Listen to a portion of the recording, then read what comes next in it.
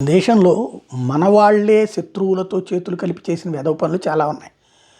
ఈ దేశంలో ఉన్నటువంటి గుళ్ళల్లో ఆస్తులు దోచుకున్నటువంటి వాడికి ఆ ఆలయాల దారి చూపించింది ఎవరు? ఆస్తులు దారి చూపించింది ఎవరు?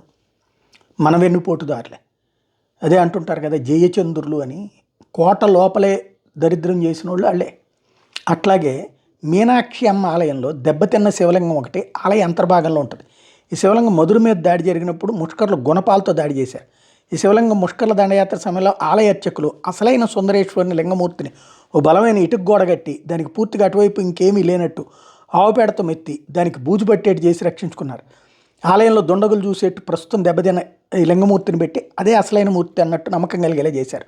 లింగాన్ని అసలైన మూర్తిగా భావించి ముస్లిం ముష్కర్లు దాన్ని అపవిత్రం చేశారు. ఆ రోజుల్లో విజయనగర సామ్రాజ్య యువరాజు కంపరాయలు గోపనార్య సాల్వ మంగరాజు ఆధ్వర్యంలో జరిగిన మధుర దండయాత్రలో సుల్తాన్ని వధించి దాదాపు 43 సంవత్సరాల తర్వాత ఆలయానికి విముక్తి కలిగించారు. ఆలయ అర్చకులు మూలలింగమూర్తిని కప్పేస్తూ కట్టిన గోడను తొలగించి ఆలయ జీర్ణోద్ధరణ సంప్రోక్షణ చేసి అర్చనలు ఆరంభించారు. ఆ తర్వాత నాయకరాజులు అమ్మవారి ఆలయాన్ని మరింత విస్తృతపరిచి మహోన్నత ఆలయాన్ని అప్పట్లో తీర్చిదిద్దారు. ఇదంతా ఎందుకు చెప్పాల్సి వస్తుంది? ద్రాక్షారామంలో ఆలయ ధ్వంసాన్ని చూశాక, ఇది విగ్రహ ధ్వంసాన్ని చూశాక మన దగ్గరే ఎంత దరిద్రులు ఉంటారు అన్నది గమనించాక ఆ రోజుల్లో ఇలాంటి వాళ్ళు కాపాడుకోకపోతే ఏమై ఉండేవాళ్ళు మన దేవతామూర్తులని.